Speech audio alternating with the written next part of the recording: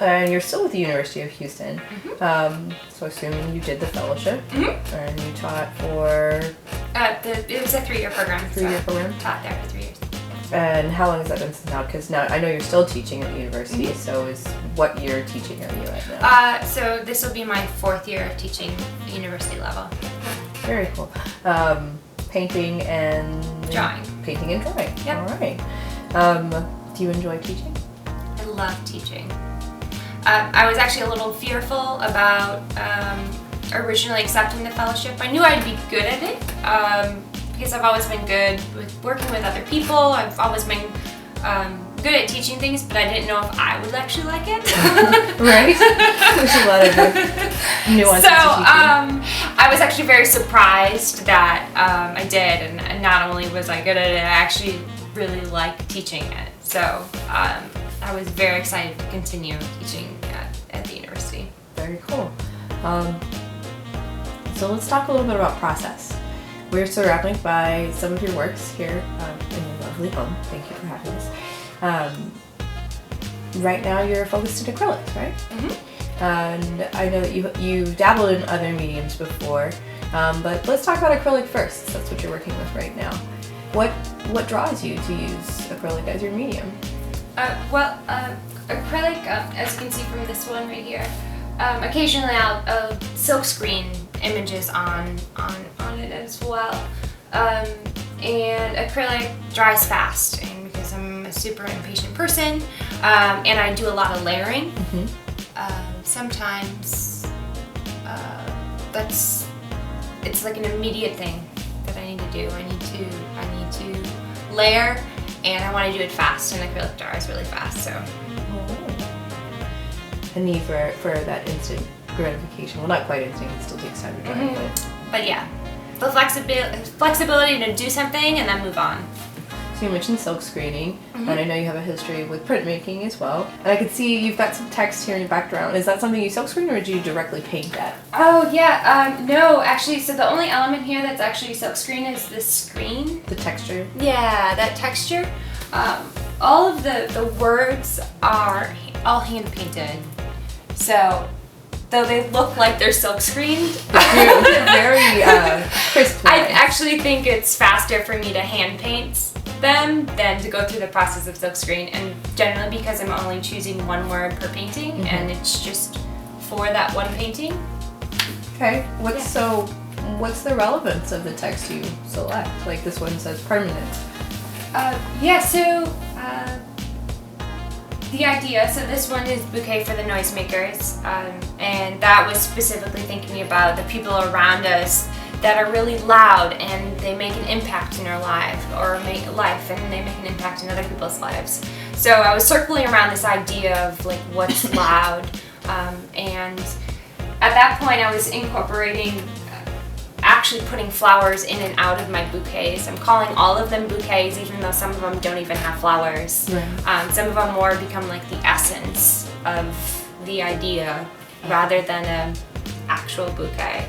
So this is the first one I remember. I had painted 5 or 6. This is the first one that actually had flowers in it. After painting 3 or 4 that had no flowers in it at all, they started to kind of come back out.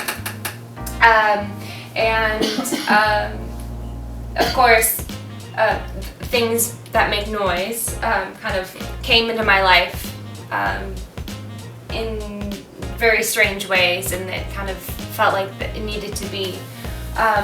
Sometimes the words that come up with are immediate and they need to be there. Oftentimes there's a running list of words that I'm circling around. And the associations are generally run by a lot of people at different times, where I'll ask them the associations. Also, I'll kind of like look up the reference too. I actually don't remember the moment that I thought of permanent, but at the time it became something that felt permanent at the time. This idea that there's always going to be somebody that's a noisemaker in your life, no matter how hard you try to eliminate noisemakers, they're always going to be there. So I felt like at that moment, like permanent was that word. But text is also like one of those things where you immediately read it. It's like one of the first things you do. So how readable the text is becomes really important to me. So sometimes the text that you see, if it's not numbers, is not so obvious. So like in that one, it says fragile, but it's not until you really search for it that you're able to find it. And so that's why there's lots of layers of it over. I want you to see it, and I want it to be a part of it, but not an important. In a subtle way. Yeah, exactly. So other processes. Before you got way into acrylics, you did a series of watercolors that primarily feature objects placed in unique narrative ways. Where did the inspiration for those come from? Sometimes those quirky titles. Yeah, they're very quirky, and sometimes they came from moments in time, stories friends had told me, things I read, funny situations that I kept having with other people that were these connections that were almost like intimate moments that we all had, that we all shared. And so I tried to translate that into like a little mini narrative with a still life. And so often they're about those like funny things, those quirky times that you don't necessarily talk about with everybody, but you'll chat about with like a personal friend or acquaintance. A very like private moment that I try to capture in like a little watercolor. Okay, so you would say that's an intimate series, whereas your acrylics in the work seem to have more of a public message, like a broad stroke. Yeah, definitely. The watercolors are, though they're more intimate, they're more like based off more personal moments where I try to make a connection. But yeah, these are more idea-based, and I would say the watercolors are more experience-based. The watercolors like mirror actual life, like real life events, whereas these are, a more, like you said, like an idea or a concept that you're trying to convey. But I wouldn't necessarily say that the watercolors mimic real life events, because you don't generally have like matches sticking in lemons right? and objects, inanimate objects communicating with each other. So, Right. So kind of, yes. So we talked a little bit about your acrylics and your watercolors, but also featured on your website are your sculptures. Self-actualization, and I'd like to hear about how you came up with that idea, or how you decided to pursue that, or where it came from. So that series, or that sculpture in particular, is a part of a bigger series that I was calling Feelings in Other Parts. I was making those sculptures alongside these feelings paintings that I was making, where the text of feelings is scrolled along most of the paintings. And at the same time I was researching basic human needs, so which kind of trails back to the historical Maslow's hierarchy of needs, and that triangle of needs, and reflecting on them as I was doing my feelings paintings and as I was making these sculptures. And so each kind of sculpture was associated to, or was connected to each one of those Different levels of the pyramid. Yeah, the different levels of the pyramid. And I couldn't come up with one for the top, which is self-actualization. And after thinking about it for a really long time, the only way I could convey the top part of that pyramid was a mirror.